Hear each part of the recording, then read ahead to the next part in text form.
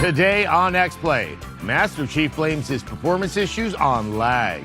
It's totally the lag. And giant metal dinosaurs walk the earth again. I knew my science teacher was full of crap. It's game time.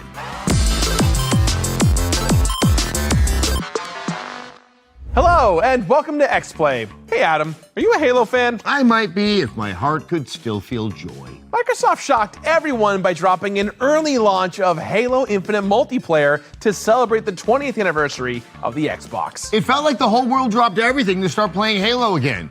And we happen to work with some of those people. Let's dive right into it.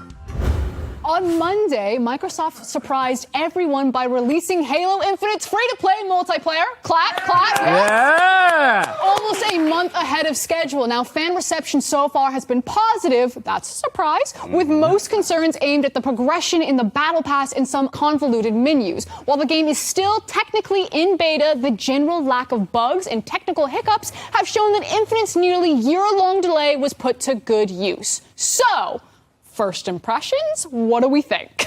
First impressions, ladies and gentlemen, it's time for me to put on my tinfoil hat and Do we have foil?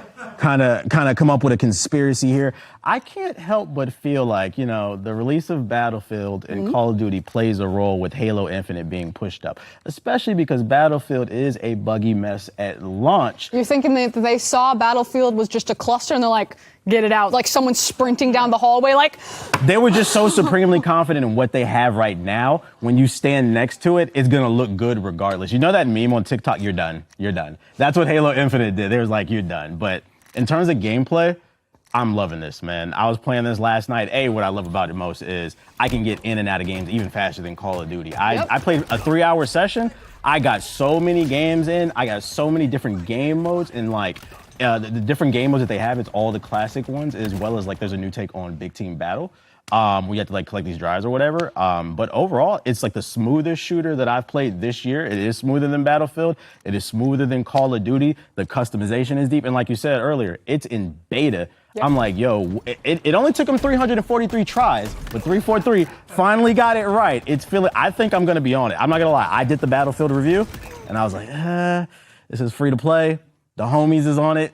I might be on Halo a little bit more. What about you? No, I'm kind of like you. I thought that it felt really smooth. Technically, it was really beautiful. I only had Halo crash on me once, and I put maybe about 5-6 hours into it kind of over the 2 days that I did get to play it. I had Battlefield crash on me at least 4 different times, and I had a lot of ghost lobby issues. So technically speaking, I really liked it. And I was talking to Sess about this a little bit. He got a kill, by the way. He did. Give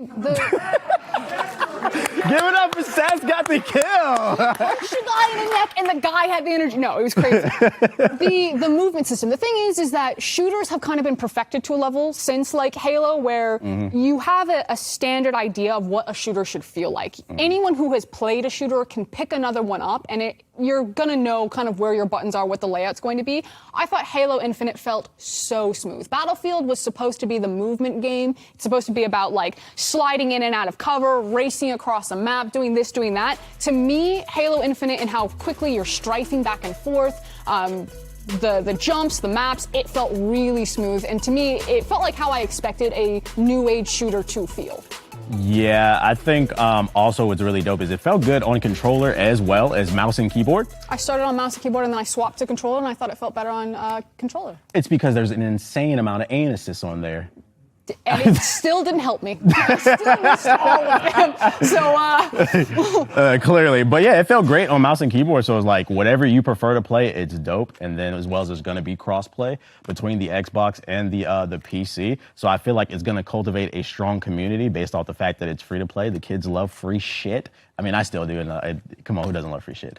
And then the customization in the beta is it's already good with all the different color schemes, the different armors. The Battle Pass, I have heard some complaints about that. What's your thoughts on that? So I was doing the math and kind of reading, and like even before I saw all of the lashback about the Battle Pass, I was already thinking like this feels too grindy to get to what I want to get, and things are still really expensive in the store. So you know, it's kind of that thing. I think with the games like Heroes of the Storm and League of Legends, like all of these free-to-play games, I think really transferred the market. And now you can't really get the same out of doing a AAA release where you pump a bunch of money into a developer and you just frankly don't really get the money back, which is why a lot of studios, like this is the whole Kojima thing, which is why a lot of studios are kind of paying the rent off of their microtransaction-oriented games rather than kind of the big titles that make them famous and make us love games. And so I think that this is a happy medium, and it has been done before in shooters, but right now the Battle Pass system doesn't feel super rewarding to me, and I know it's kind of the like with ranked and the battle pass, it's kind of changing up the experience levels that they had previously in Halo. So I think that I would like it a bit more fine-tuned so I get that dopamine hit a little bit more often, keep me hooked onto the game. But right now it's a little bit frustrating to see all of the cool things that I want to do and know that it's locked behind just dog hours of grinding. But while the game hasn't officially come out yet, does Infinite seem on track to be the return of form for Halo fans that you've been waiting for? From a multiplayer perspective and from some of the pros that I've talked to, yeah, it's a bit polarizing. Some guns are unbalanced. From like the esports side of things, I actually think yes. But the big question is what the campaign mode will look like. And I know that we were talking about this earlier. It's like, will the campaign mode be good enough to launch a game with that type of price tag? Because now you know that the multiplayer is free. And because it's also releasing after multiplayer, like, the beta is playing so well that now I'm actually really curious, like, if the campaign mode is going to just slap. Because that will be the nail in the coffin for Battlefield and Call of Duty. If Halo Infinite just comes and is like, yeah, our multiplayer was great, and we had a banger action game. I think my biggest concern with the single player, though, is the fact that they kind of did this open, semi-open world type of situation. My problem with open world games nowadays is a lot of times they're just doing it, it feels like, to fluff their game, like pad their game. So it's like, yeah, you can drive around in a warthog in this open world, but how does that actually add value to me as a player? How does that increase the fun for it? I think some things are great when there's linear. I'm not saying it's going to be bad, but more so I'm just a little bit skeptical on how it's going to come together. I do think that Halo has kind of a advantage in kind of open world games because of the nature of the lore and the story, that you don't need to make the world feel super alive with having a ton of people. For sure. You don't have to like pad it out in that case, so like maybe it will be let off the hook, but I agree with you, it's always a really hard balance, and it feels like you're saying, people throw in sandbox because they feel like if they don't throw in kind of like open world or a sandbox type of game, that they just get hate for it, when I'm actually a really big fan of dedicated on-rail linear levels. I think BioShock really showed what happens when you specialize and really take into account design and mix it with story and just create really gorgeous levels that are about an experience. And I would really love that of kind of the old school Halo levels, because they really are quite linear when you play through them. And I don't think you have to kind of go over the top. I think linear games are much more appreciated the older you get. And you'll understand for all the young folks out there when you don't have a lot of time. But of the FPS games that are released this fall, how does Halo compare to you so far? I think it smacks them down. Personally, I played Battlefield. I got too frustrated with it. I played COD.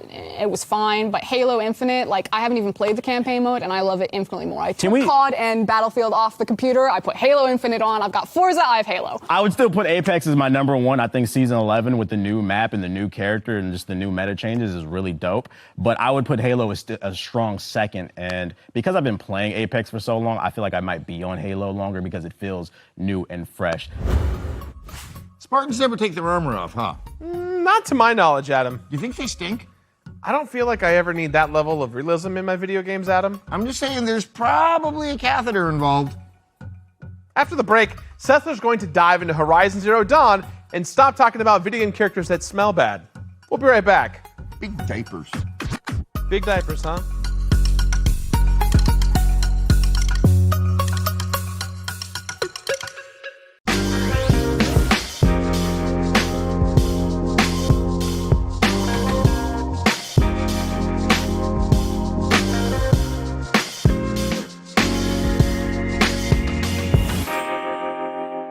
What's the recipe for surprising the kids, treating yourself, and ditching dish duty? You're looking at it. Order your Pizza Hut faves like Original Pan, Original Stuffed Crust, and more at pizzahut.com. No one out-pizzas the Hut. Wait a minute.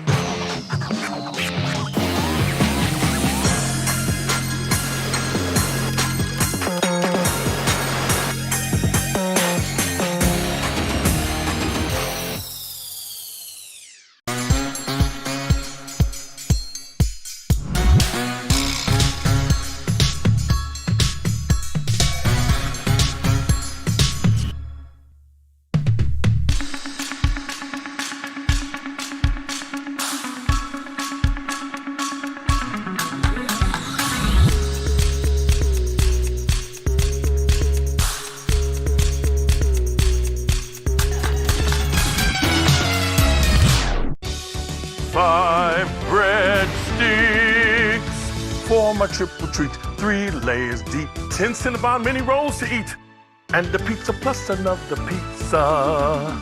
The triple treat box, only from Pizza Hut.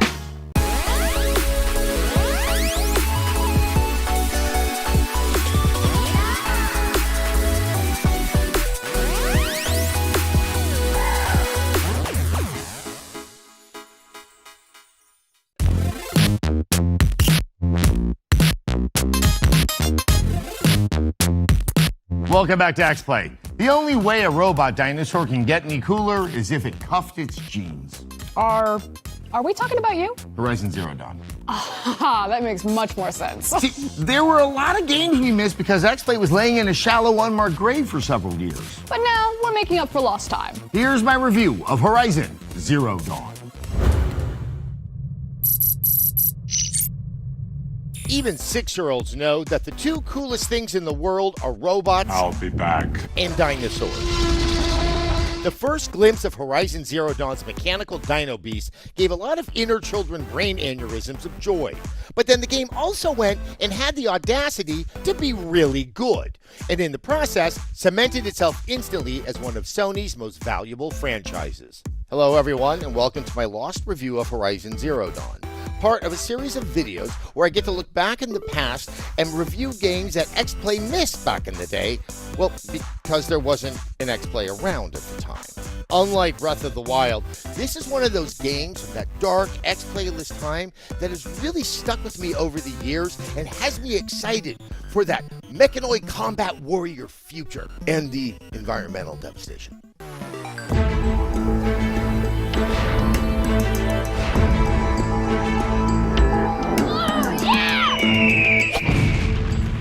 Earlier this year at Sony's State of Play presentation, we got our first look at Horizon Forbidden West, the much-anticipated follow-up to Zero Dawn. And while yes, it looks great, it also got me thinking about how little work the preview had to do to get us excited, because all of that work had already been accomplished by the first game. No one was prepared for the imagination on display from Guerrilla Games, the team that had up until this point been exclusively pumping out kill zones for years, and they gave us this.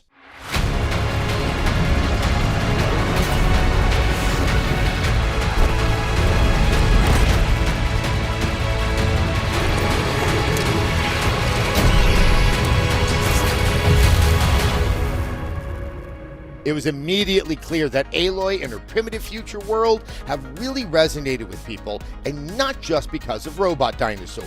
Although, obviously, it doesn't hurt. Horizon Zero Dawn belongs to a long tradition of modern open-world map games. Your Assassin's Creed and Red Dead Redemptions and whatnot. There are a billion little map icons, lots of collectibles, and towers you can climb to clear more of the map. Although Zero Dawn's towers are automatically better because they walk around. Sorry, Ezio, this is America. No one cares about history. Although, honestly, pretty much all of the open world tropes in this game take on new life because of the specificity of the world building and the awe-inducing nature of the mechanical beasts that populate it. Which isn't to say that Horizon Zero Dawn is a perfect game, because it's not. I mean, let's be real. There are like 4 of those. But the incredible world it creates makes the flaws much easier to overlook, even if I think one of the biggest ones is actually the game's title. I mean, Horizon Zero Dawn feels like 3 words pulled from the same set of fridge magnets that they use to name James Bond movies. It doesn't mean anything. But even if Horizon Zero Dawn sounds like the name of some sort of vague outer space cleaning product, the game's narrative is crystal clear. The player's growing understanding of what happened to the planet mirrors Aloy's own journey, and the way the information unfolds through audio and text is pretty chilling and f***ed up if you think about it too hard. Oh, sorry. I was thinking about it too hard. Each quasi-primitive community has its own aesthetic and detailed system of beliefs. This neo-Neolithic tapestry contrasts with the technological murder machines roaming the landscape in a way that makes exploring the world a one-of-a-kind experience. Like the city of Meridian, for instance, which is awe-inspiring when you see it from a distance, and then equally awesome in a different way when you get up close. Why don't real cities look like this? I feel as if the trade-off was a robo-apocalypse, but my neighborhood got to look like this. Well, I give it some real consideration. It's so rich and pretty much every single location is like that, which actually brings me to one of my only big issues, which is that it's almost too much of a good thing. I know. Just hear me out. The story, while very compelling, felt overly long to me, and some of the character interactions and smaller moments weren't quite as well crafted as the big picture stuff, especially when you factor in the Frozen Wilds DLC, which actually kind of just proves my point. The new story stuff is fun, but not enough to justify a huge new region that mostly offers familiar icy mountains and the bear-like frost claws that soak up an endless amount of arrows. So many arrows. And by the time I faced those unbearably overbearing bears, I was pretty much fully upgraded and maxed out too, which reveals an imbalance in the amount of content versus how much it takes to get Aloy's weapons and tools working to their highest potential. And as a result, everything after that ends up feeling tacked on. Once you lose that sense of progression, everything just feels like a very pretty to-do list. Even though I love the locations and characters and enemies from the first game, they felt pretty tapped out to me by the end of it. But that's fine, because what I didn't feel tapped out on by the end was the fundamentals of the gameplay. Archery as a game's primary mode of combat can be incredibly difficult to pull off well, which is probably why we don't see it more often. But Horizon Zero Dawn gave itself the challenge of making its bows, arrows, and traps feel as varied and powerful as the wide range of guns, lasers, and sci-fi what's-its that you'll find in other games. The various bows and slingshots use high-tech ammo, and it's a great way to take the game's signature thematic fusion of low-tech and high-tech and express it through every aspect of the gameplay. I'd even go so far as to say that it's almost as elegant and thoughtful as yours truly. What? You need to actually think about the most useful and dangerous parts of each enemy and plan your strategy accordingly. Plus, using Tear Blast arrows to send armor plating and components flying just never stops being satisfying. I mean, just look at this. Harvesting machines for parts and upgrades and then using those parts to craft ammo and traps on the fly all works pretty smoothly. And sure, I know every game is crafting these days. It was true in 2017, and it's true now. The kids still can't get enough of crafting, but it's implemented here in a way that flows with the frantic pace of combat, and even manages to streamline all of the various lists of items and ingredients and upgrades into a menu that's way less cluttered and confusing than it could have been. Now, as you may have noticed, I just said a lot of nice things about this game in a row, so I'd like to take a moment and actually talk about one of my few major gameplay issues. The damn birds! Every single enemy in the game that flies needs to be launched into the sun because of how ever-present and irritating they are. Alfred Hitchcock made a whole movie about how absolutely effed we would be if birds ever turned on us, and he was completely right. But that doesn't mean I want to play it. When it comes to the flying enemies, there's nowhere to hide, and a sudden Glinthawk or Stormbird attack would totally derail whatever I was doing, and not in a fun way. It's a stark contrast to how enjoyable it is to fight every enemy that walks on land, like our good Robo-Lord intended. Obviously, I could rant about these no-good rotten birds for hours, but it wouldn't change how much I enjoy basically everything else about this game and how much I'm looking forward to whatever Forbidden West does to expand upon Zero Dawn's consistently satisfying gameplay and its fascinating, beautifully conceptualized world.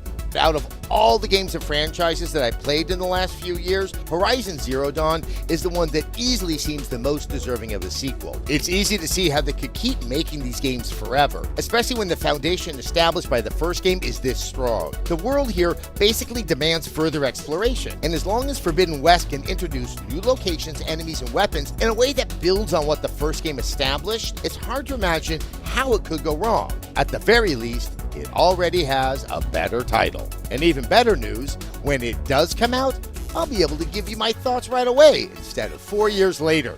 Nothing can stop me. Well, nothing except for birds, I guess. I didn't see a single cuff gene in that video. That's false advertising and it's unacceptable. But these ads are great. Come back after the break and we have more Horizon Zero Dawn.